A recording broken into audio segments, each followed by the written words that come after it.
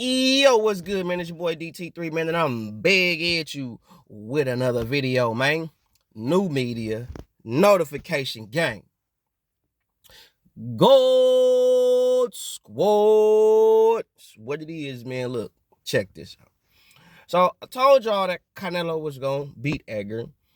And I also said that Edgar has the potential to make the fight a lot more competitive than what we may think it's going to be, regardless of us or myself or and a few others kind of having an issue with Canelo picking Edgar Berlanga or whatnot. But regardless of the fact, Edgar Berlanga did do better than a lot of people projected him to do in this fight. So much so that his stock went up. Even after a loss, his stock went up. Now, had Edgar Berlanga got stopped or was just getting don't get me wrong. Don't get me wrong. I say it was a shutout. I can't, me personally, you might be able to give Edgar a round or two. You might be okay with giving him a round or two. But honestly, I saw that as a 12-0 shutout. That was the Canelo show. Okay? But regardless of that, Edgar didn't back down.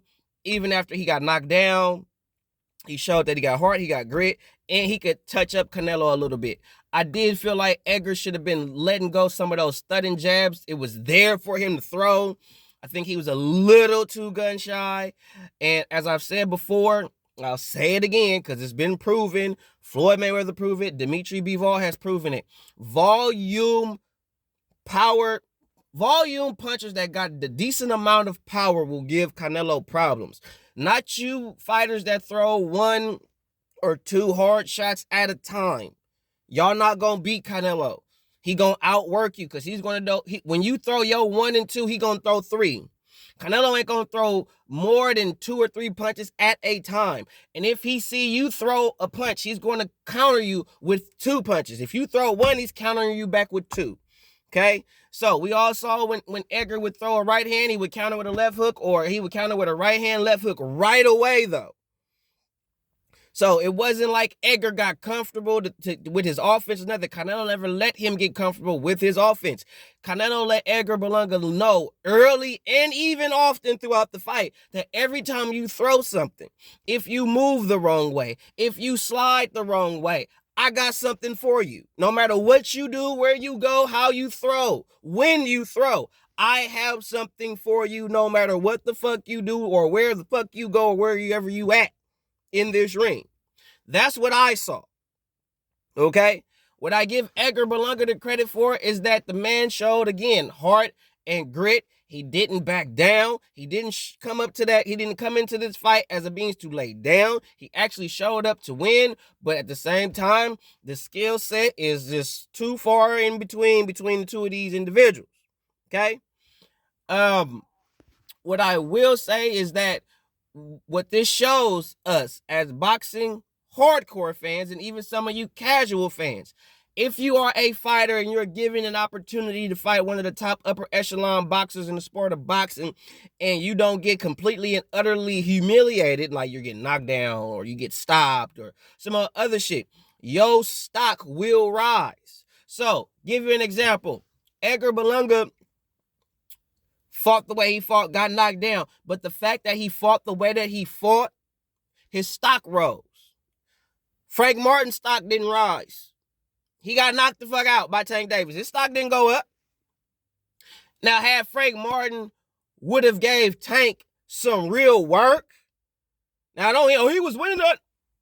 If he would have fought that way throughout the duration of the fight, from 1 to 12, and never got put on his ass, Frank Martin's stock would have went up. For sure. Because you stood in there 12 whole rounds with Gervonta Tank Davis, and you gave that nigga some work, yeah, his stock will rise.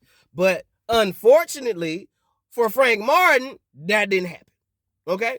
So if you want your stock to rise in the launch, you have to put on a good enough performance to prove that you are worth what the upper echelon fighters are getting, even in a loss.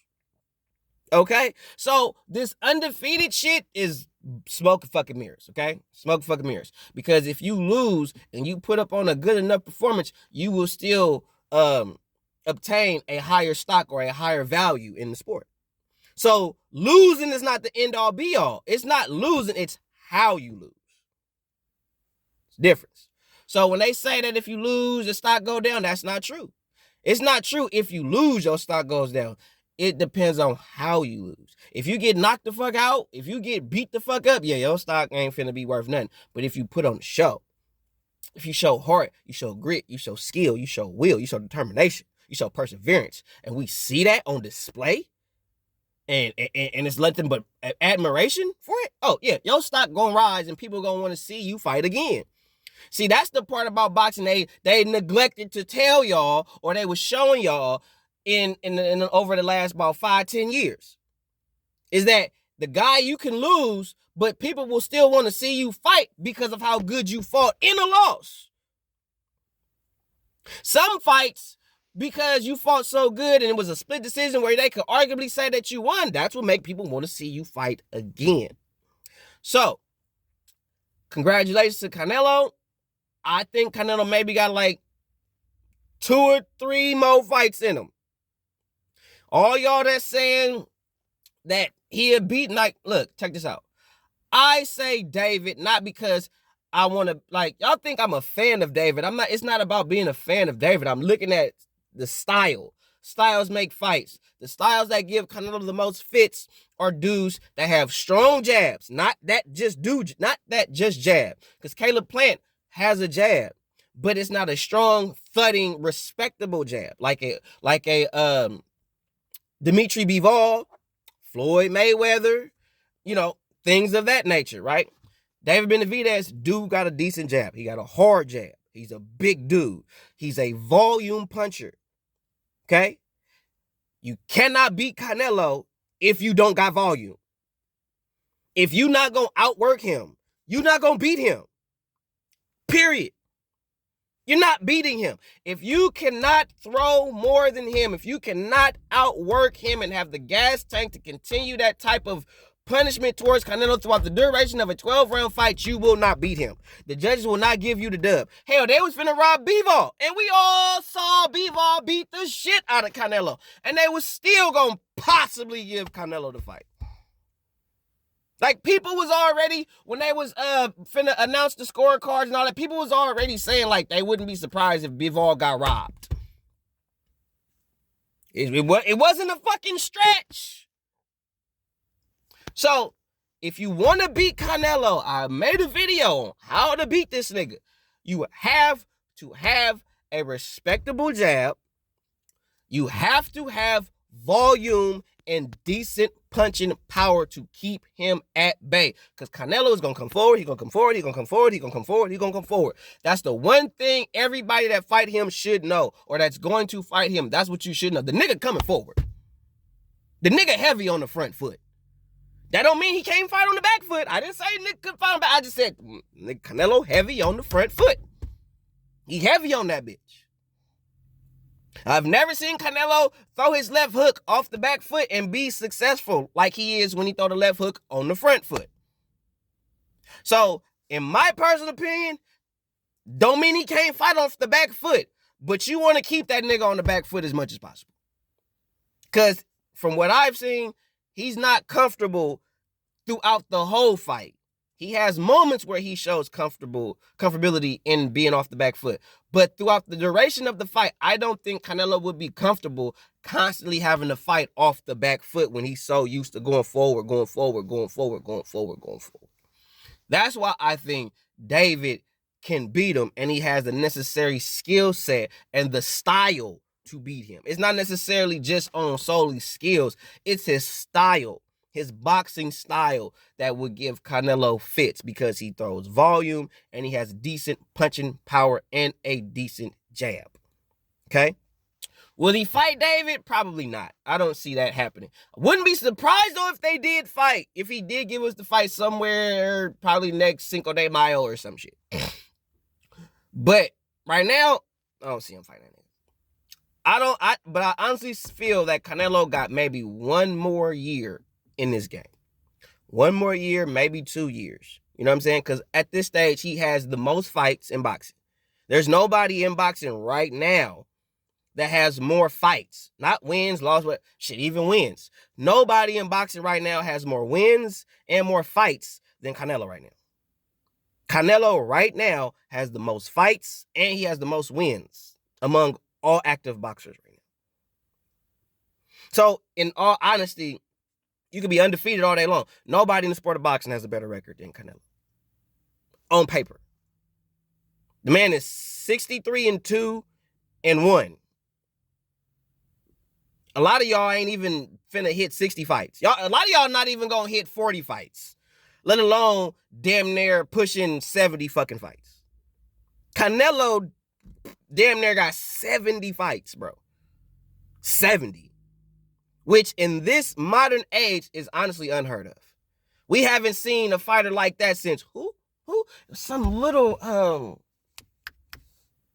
Filipino dudes. Guy who's won world titles in I think 8 different divisions. Yeah, I can't think of who, but some you know, it's a Filipino guy. It's a little He a southpaw. That dude, yeah, him, yeah, that guy, yeah. I can't think of the man. I'm sure somebody could put his name in the comment section, okay? But yeah, so something of that magnitude, that type of shit. So I do see Canelo having, like I said, 2, maybe 3 more fights in the near future, right? I do see that happening for him. But who, I don't know. Like, who else is there for him to fight at 68 right now? That's a marquee fight that people want to pay to see, aside from David Benavidez. Maybe y'all know something that I don't. Because at this stage, the only thing I'm mentally thinking of is David. But at the same time, David is at 75. So I'm kind of like dismissing David and looking at who is at 68 that is worth a Canelo fight, or who is at 68 that Canelo can get people to get hyped about to see him fight. And right now, I don't see nobody. Maybe y'all know something that I don't, but I don't see it right now. But again, congratulations to both men. Edgar, I said he wasn't going to beat this nigga. But I did say he was going to put up a better fight than what people originally, even myself included, thought you was going to do. And for that, I salute you. Congratulations. The fact that, nigga, your stock just went up, so that means that check, that bag finna be right for you, cuz. So, congratulations for being able to up your bag. Congratulations for being able to up your stock in this sport of boxing, because it's not easy to do that. You know what I'm saying? Especially when you fighting on a platform and you fighting on a stage like that. A lot of people crumble. I thought you was going to crumble a little bit, but you didn't. I mean, I think the moment was a little much for you at first. But once you kind of got your rhythm going, you kind of just did your thing. You did your Edgar thing. So for that, I can't do nothing but salute you and give you your flowers, my G. You know what I'm saying? So at the end of the day, I got to give congratulations not just to Canelo, but I got to give a congratulations to Edgar Berlanga, because he did put up a good fight. He showed heart. He showed grit. And that's what more can you ask for? You know what I'm saying? I wouldn't say like it was like how some people is saying like it was just this great, entertaining, amazing. Like, y'all niggas be capping when y'all be doing that shit. The fight wasn't that goddamn entertaining. It wasn't hella star-studded fireworks. It was a fucking shutout. It was just Edgar showed spurts and spots where he showed y'all that he really got the championship grit. He has a championship heart. That's what he showed you. But as far as the actual fight itself, Canelo swept that nigga. He swept him. Okay? He swept him. But did Edgar make a fight at certain moments during the rounds? Yeah. But he ain't winning no rounds, though. He made it competitive to some degree, but he didn't win no rounds. I ain't give Edgar not one round. Not one. No, not a one. He didn't. It was moments where I wanted him to throw. He didn't throw. It was moments where his jab was there for him to throw, just to, or even feinting, like he wasn't feinting enough. Like it was a lot of fundamental things that Edgar could have did in that fight that could have made all the difference. Probably still wouldn't have won, but I'm sure he would have at least won some rounds, if nothing the fuck else. You know what I mean? So, but Everybody wants to see him fight a Jaime. They want to see him fight Caleb. Honestly, I want to see the same shit. Because you was already talking shit to Caleb. I want to see you fight Caleb next. That's what I want to see, bro. But congratulations to these two gentlemen, man. It is big for the Latin community, man, for the Puerto Ricans and the Mexicans, man. I salute to y'all culture, to the whole Latin culture, and it was big for y'all, man. And you know what? I want to see more, man. You know what I mean? I love it. I love to see, you know, the Mexico, Puerto Rico, or Mexican, Cuba, Puerto Rico. I love it. I love the rivalry. You know, honestly, this was one of the fights where it really wasn't a back and forth thing. But the fact that you got Mexico versus Puerto Rico, just that alone just creates this star-studded atmosphere. It creates this spectacle that people just have to be a part of and witness. So congratulations to both men, man. And I wish y'all both nothing but the best in the near future and for the rest of y'all lives, man. 100.